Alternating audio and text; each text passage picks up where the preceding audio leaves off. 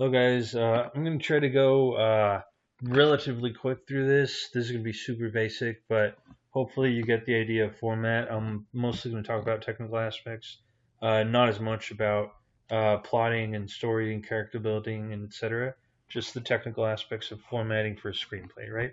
So for Final Draft, this is what I'm going to do for Final Draft in the future. If y'all have questions about either Final Draft or Celtics, we can check them out class by class, or you can email me or whatnot. So feel free to do that. For Final Draft, and I think also for, if I recall correctly, for Celtics, it's a basic sort of Microsoft Office kind of operation here. So you just go to Control, New, and then from there you have a new document, right? Sometimes, if you already know the title of the screenplay, you'll find the button over here on the right of the banner thing. Again, remember, it's the title of the script. It's Brava and let's call it Tall, Dark, and Dangerous, whatever, right? And yeah, I was gonna put my last screenplay, but no. So and then you write your name here. If you have co-writers, you put them in whatever order based on the book by etc. Right? And then if you scroll down at the bottom here, usually it used to be accustomed to put your address and phone number, but nowadays you can put your email address, um, and well, I can't write the at, but you get the idea, right? And then your number, your phone number, or cell, it can be your cell number, cell phone number, and then another thing that I many times put is just the date. I just do month and year, and I usually put the where it was written. Sometimes it's relevant, but it depends on what you're writing and for who. So that's title page in very brief. Yeah. So let's go to the other part. You can close this and then come back to it, and it's fine. It'll stay there, right? This isn't the page that you saved, so it'll be there. So this, when you pop up a new document over here, this will be the first thing that will show. So with that said, yeah, so you will have this blank page, right? So scenes in very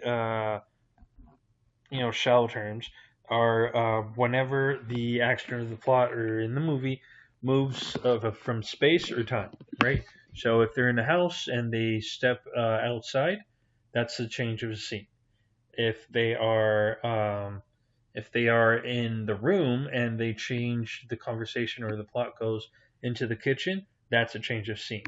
If they're in the room and they go to bed and then we go to the next scene and the next scene is in the morning, then that's a change of a scene, right? It's a kind of awkward one because you probably want a middle transition between there to reflect the day to night, but it depends, right? So there's specific cases that we can check depending on what we're writing. We'll work into that, but generally speaking, those are basically scenes, right?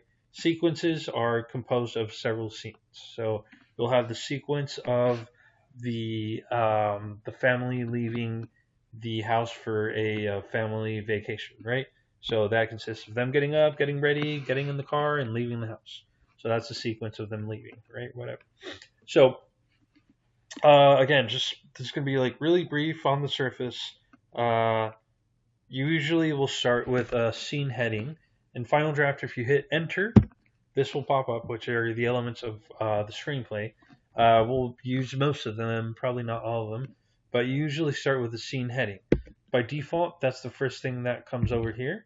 So if you type interior int or ext or ie, those would be the ways to start a scene heading.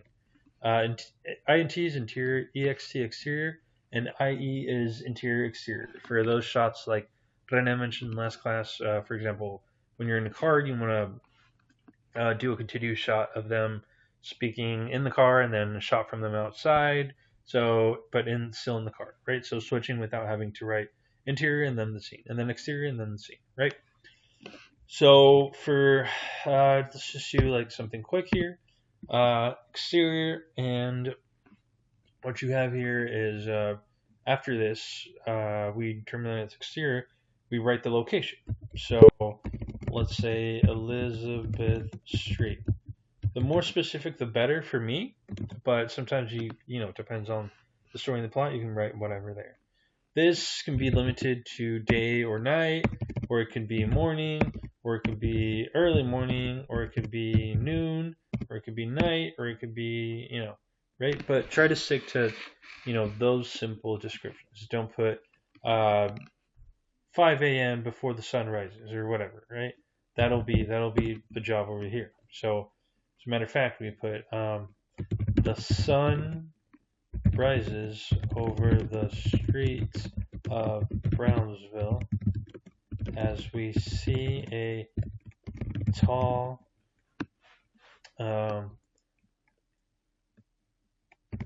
man walk up the road, right? So that's a really simple way of describing where we're at and who we see at the beginning, right? The streets are abandoned and the silence rules over the city, right?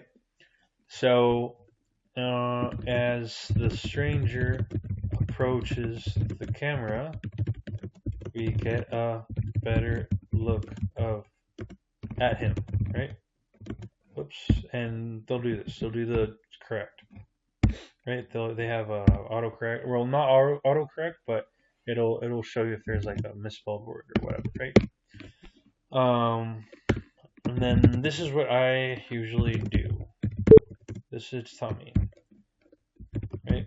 So with that, that's one way of saying that. It's Tommy, the main character. The character, when you introduce a character into a scene, it always goes in capital letters. I used to do that every time they're in a scene. It goes with capital letters, but nowadays, as long as you do it the first time, if you write the name of the character with capital letters the first time, that should be enough. Whichever way you want to do it. I'll show you in a minute what I mean by that. So this is Tommy. Another way to write that would probably be this is Tommy. Tommy, 35 and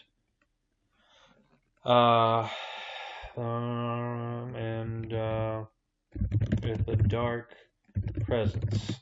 That really doesn't describe much. So another way would be this is Tommy, 35 with penetrating black eyes,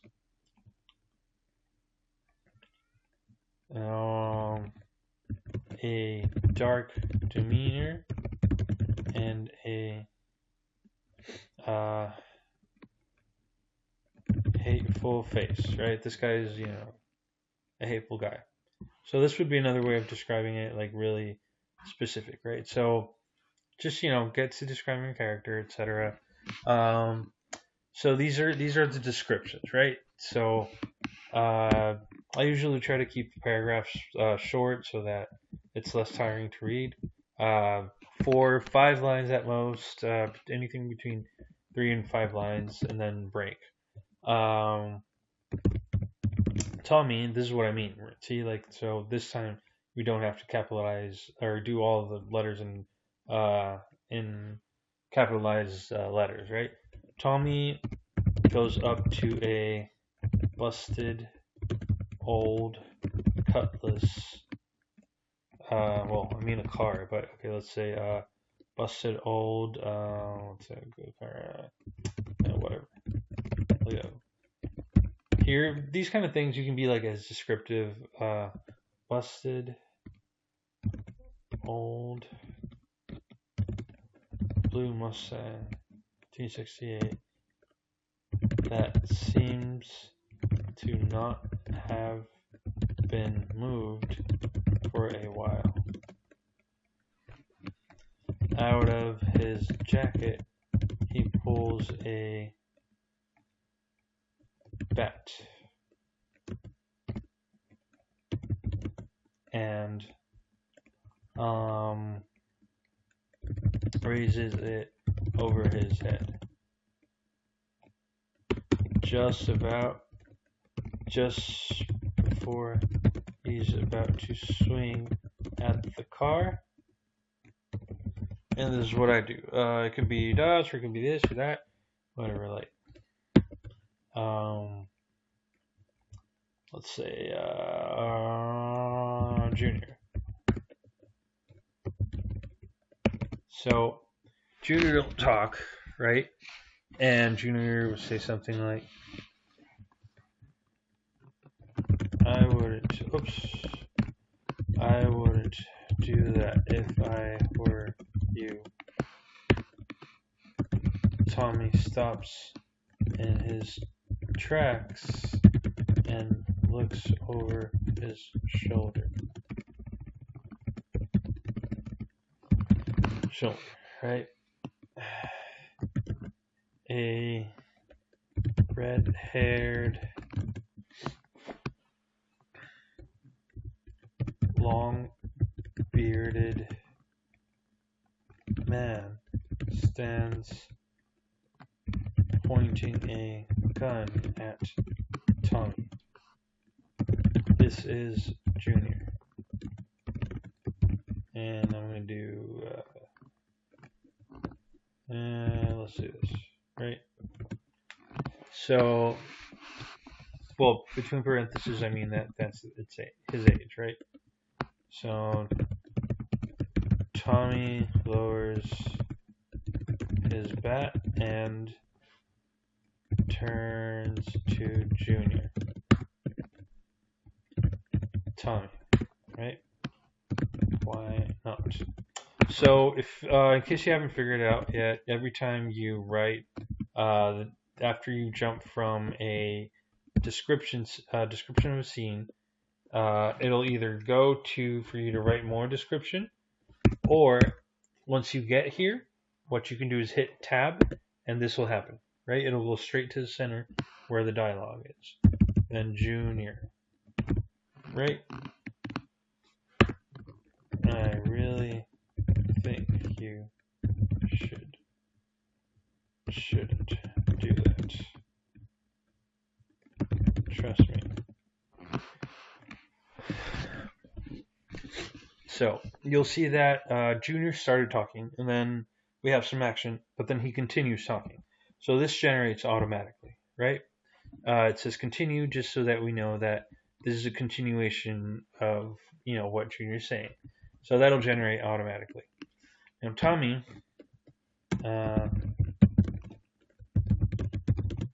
Tommy will say something like this, right? So that line can be said probably in different ways, right? It can be, say, scared. Now, to do that, we're going to talk about parentheticals, right? So what you do is from after the name, right there, you hit tab, and that'll take you to this. It'll show you these two parentheticals up here, right? So that's where you write scared. But after describing Tommy as like, penetrating black eyes, dark demeanor, hateful face, I don't think he would be scared, right? So he would be like sarcastic or challenging, right? So why not? He'll hurt me, obviously mocking this guy, right? And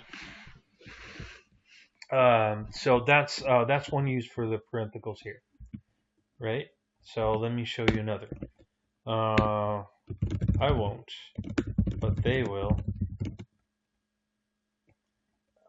And then, so from another way you can do it is not only under the name, but from there you hit tab and the same thing happens. Points at points across the street. Or rather, okay, let's do this. Okay, yeah. To the men behind Tommy. To the group. Okay, so Let me do this real quick. A group of hooligans gather up silently behind Tommy without him noticing them.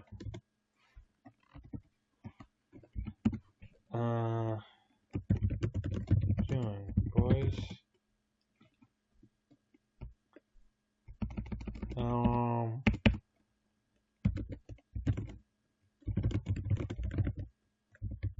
Treating you, right?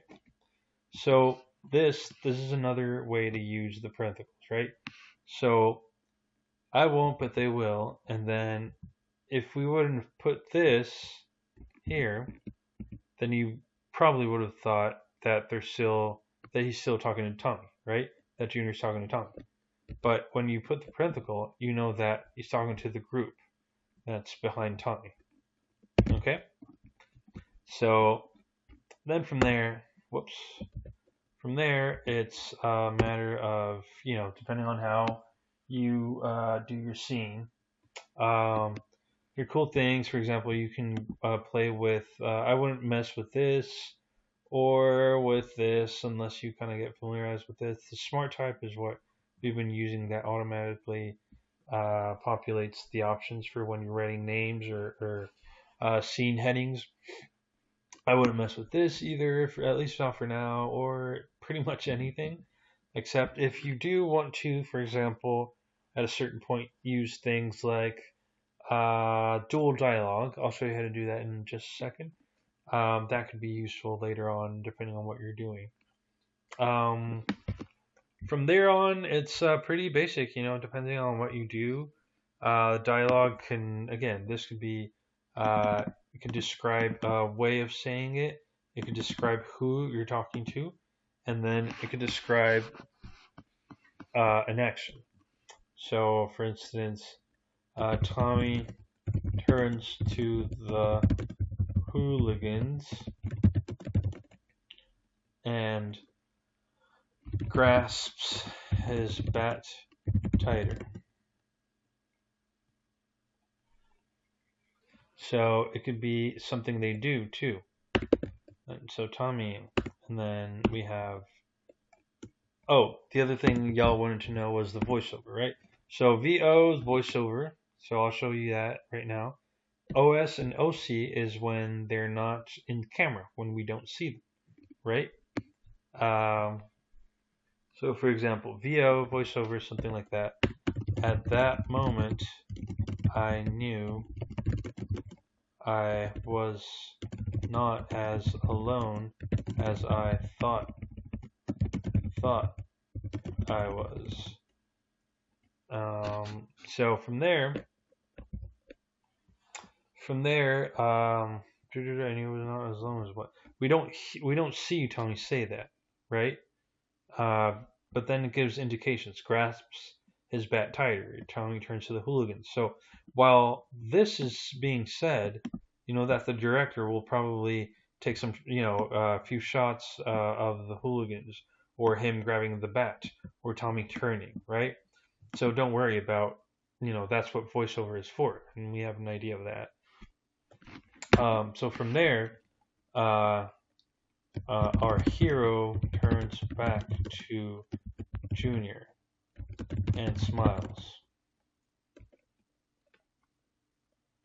Says something. And the last way to use a parenthetical, at least in the basics,